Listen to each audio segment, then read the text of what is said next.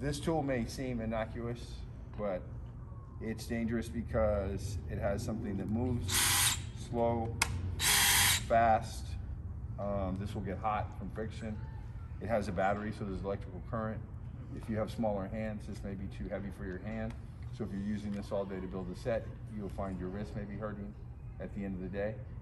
So every tool has a danger, and if you're aware of the danger, then you can mitigate dangerous outcomes.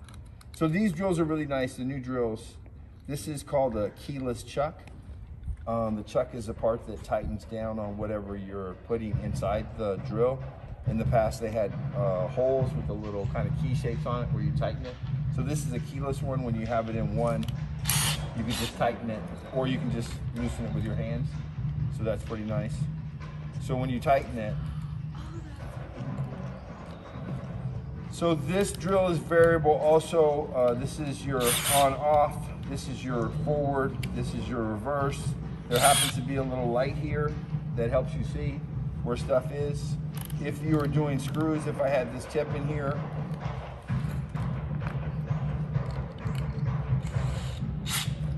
just kind of hand tighten it. So now it's a screwdriver, right? Let's say I have little brass screws that are really soft and they'll get buttered. You can set this to 0 and it takes the torque off. So it's like a torque driver situation. So it skips rather than stripping the screw? Yeah, you just set it for whatever you want. So there's a drill setting and there's also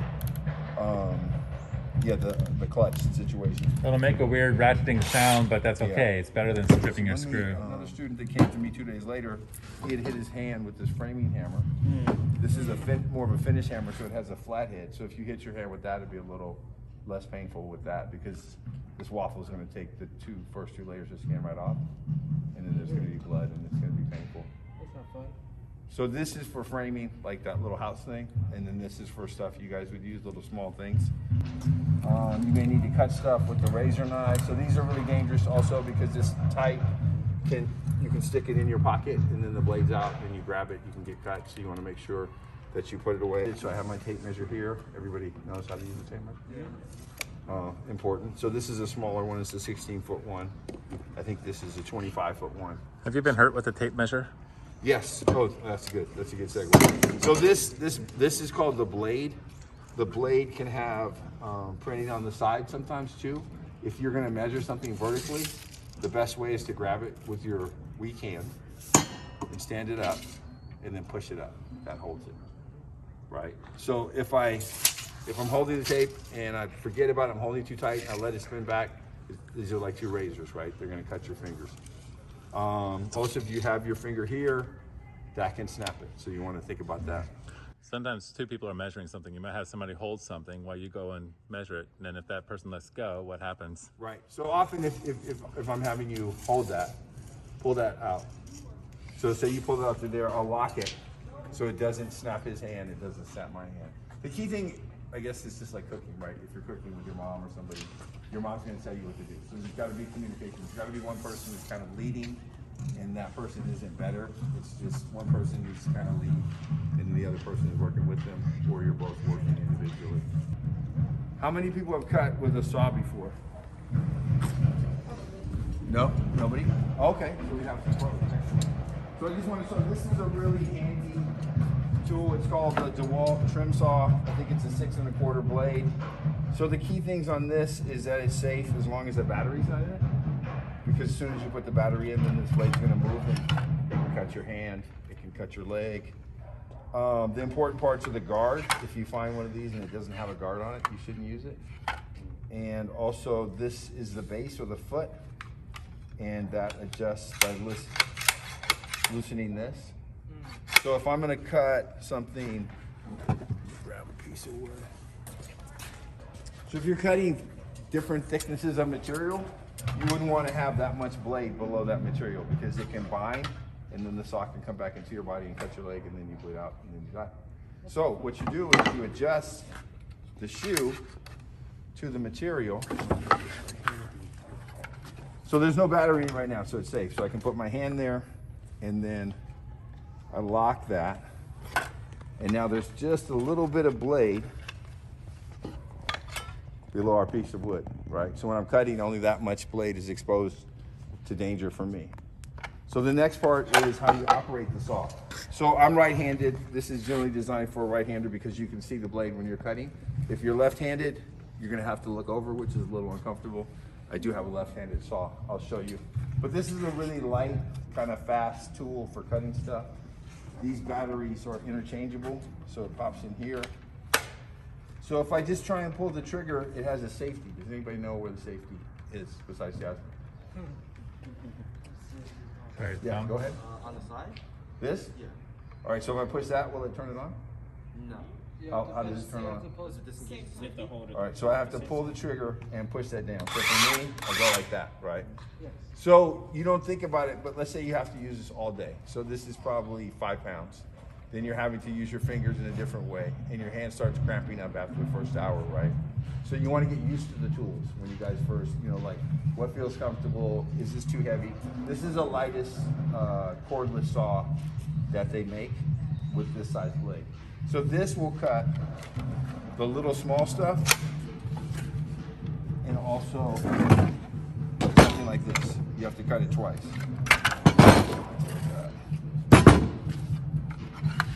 So you can cut this also. You just have to cut it from both sides. Does that make sense? You go across. Let's move over here so you guys can see these tools.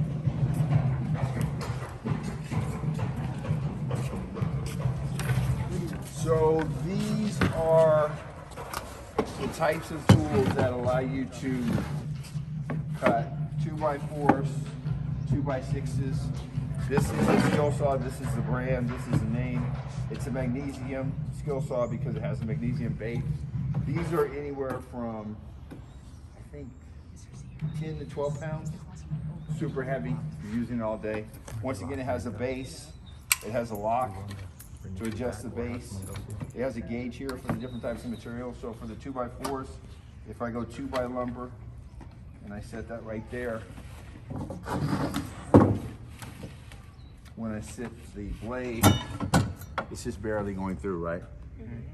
So there's, I'm sorry. That's good. No, you got it. So there's 2x4, there's 1/2 inch, if you look at the numbers. So there's 2x4s, 2x material. 1x is 3/4 material or smaller. Then you have 1/2 inch and 1/4 inch. So those are the settings. And then you can adjust it. And with it down like this, I can cut the bigger, you can cut a 3.5 piece. This also has a bevel. If you need to cut an angle, you can turn it. So the key thing on this is you want to listen to the sound. If it starts making really weird noises, that means the blade is dull. That makes the tool dangerous. So any tools that you guys use, you want to have sharp. What else? So this is what I consider the left-handed saw. It's a Craftsman. It is a 7 1/4 blade, so it'll cut all the framing material. It's a little bit lighter. For a right-handed person, I would have to use it like this. So you can use any saw. You want to find the saw that's comfortable for you. So this, it has the shoe, has the guard, and this one, the way you adjust the shoe, right there. So anytime you're cutting any material, the first thing is to unplug the saw and check to make sure the thickness here is the right place, and make sure this is locked. So if I don't lock this and I go to cut, this is gonna move all around, right? So I wanna make sure this is locked. It like, the wood, when the wood hit my hand, I was like, am I done? You cut it all the way through. Oh, okay.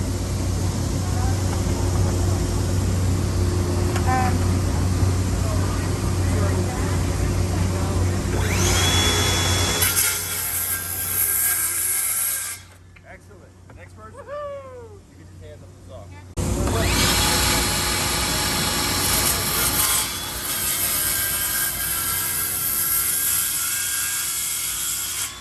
So you lifted it up a little bit. You want to keep this flat. You lifted it up like that. You want to keep the foot flat on the wood.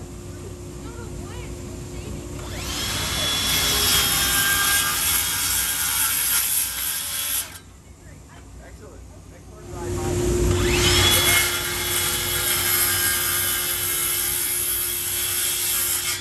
Excellent. Sharp blades. We have 2 types of jig saws here. Jig saws are what we use to cut. I use that to cut that.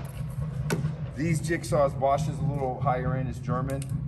This, if you think of the blade just going up and down, when it's right here, it's going up and down. As you turn it, it kind of kicks it around to go through different types of material. The hard part about the jigsaw is that sometimes people hold the jigsaw up here, but you have to have the base or the shoe or the foot on your material so that the blade engages and then it goes through. It's really difficult to get cut with this type of tool, but you can if you put your hand down here. So when you're using it, and I'll demonstrate, if you have small hands, you may want to hold it here and just guide it like that. This, once again, also could have a safety. Do people think that's a safety, or what do you think that is? Safety? It's not the safety. So it's not a safety. There's no safety on this. Yes. Oh, so this, if you're doing a bunch of cuts and you want to keep the saw on, when you push it in, that means it's going to stay on. When you push that off, then it comes off. This is another type. It's this is a DeWalt. It's a little, this one feels a little lighter, a little heavier. Two different ways the blades go in. So this one you just go up like that, and this T blade goes in. What happens is the kids will use these and it'll get bent, and they'll say, "Do I need a new blade?" And I'll say no, and I'll take it out and I'll hammer it flat. Blades are really expensive, unless it's black. So the reason why this is black is because someone's been burning, you know, they've been cutting, and it's dull now, so we need to replace it. So you pop this one in like that. They do also make cordless versions of this, so instead of the cord, it would have the same battery pack type situation, a lot lighter. This one is a little different.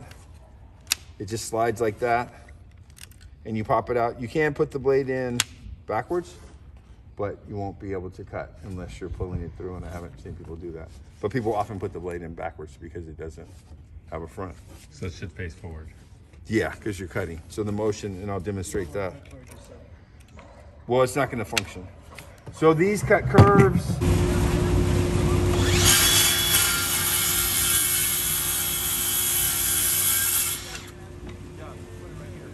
You just want to practice. If it feels like pressure, what you're making, then just practice on some other material. Wood is inexpensive, and you can mess up on the wood and just make as many as you want until you feel competent with the tool. Let me just show. So you could go like this. You could come from this side. You just want to make sure your cord doesn't get caught underneath, right? And that you have control. So Jasmine's confident using it with one hand. The blade is going up and down. You're putting force in to move it through the material. But it can still jump up if you don't have a good hold of it, right? So one hand may make you feel confident, but it's never a bad thing to have more. So this is a very handy tool. They have a lot of different blades. You can cut metal, you can cut wood. They make really thin blades, which are scroll blades that are great for cutting circles and stuff. So that's a good tool to use. So this is a speed square. It has a flange. The flange allows you to make a 90 or 45, or you can do different degrees. Often new students will try and do it like this, thinking that's straight. So it's not straight because the flange allows you to make your mark. There's some marks here that also, if I do, where's that? That is the dimension of a 2x4. So you can, it's a layout tool. So I have that there. One way to cut with the jigsaw, if you're gonna use the jigsaw to cut something, you can use this as a guide where you line up your blade with the line, and I'm lining up the edge of the shoe with the speed square, and I'm holding it.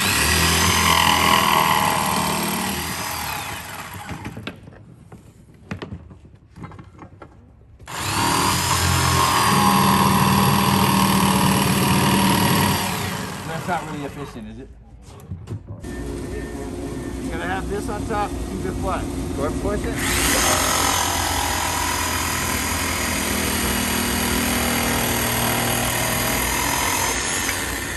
Got it, you're pro.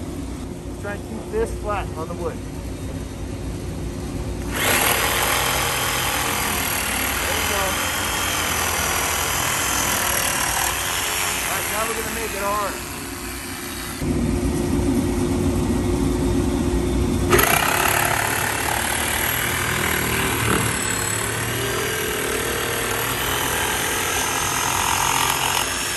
So if you go slower, just go a little bit slower. This is a sander. I'm sure a lot of you guys know what that is. So if this is having a bunch of dust blowing out, it means this is full and you should empty it and not on the ground next to you like my students do. You should put it in the trash. Our sanding discs are like Velcro. They have numbers on them. They go from 40 to 220. The higher the number, the smaller the sand and the smoother it gets. So this is an 80 grit. It's the smoothness is measured in grit. So this is 80 grit. This is the way the dust from your material gets into this is that these little holes are like a vacuum, so when it's spinning, it makes a vacuum. So if I put this on and I cover up the holes, then there's gonna be a lot of dust. So you wanna align the holes with your sandpaper. When the sandpaper starts getting kind of gummy, if some of the material gets stuck, you just need to pull it off and get another one. Don't try and kill yourself using this. So the orbital is really nice because it's a random, so it doesn't leave streaks in the wood. You guys may have seen the rectangular or the square ones. Those ones just kind of vibrate, so you got to move around. These are really handy. This one's also variable speed, so some of these tools, this has a variable speed. It goes up to 6, so from 1 to 6. So how fast it goes. This goes from 1 to 6 also, and when I demonstrate it, you'll kind of hear the different sound. The trigger's right here. When you press that, it comes on. So anything that cuts, spins, can injure you. So like with my keychain here, when I'm working, I try to put this in because if I was on the drill press and somehow this got there, it would suck me in and choke me to death, right? So you want to think about that. What kind of clothes are you wearing? What's your headspace like? Do you have dust masks? Do you have eye protection? Sometimes if you're moving a lot of sheets of plywood, you want to have some gloves because stuff will get on your hands. So you guys have to protect yourselves from the materials and from the tools. If you're using any type of saws, you want to wear safety glasses. You want to have earplugs for noise. It's nice to have knee pads if you're up and down on your feet on the set, like you're climbing around. You guys have ladders too, right? Yeah. So ladders, we watched a lot of videos on safety with ladders and stuff. Before you guys start building, you should think about looking at YouTube videos on safety, on a saw, on ladders, all these things just to refresh your mind so you feel safe.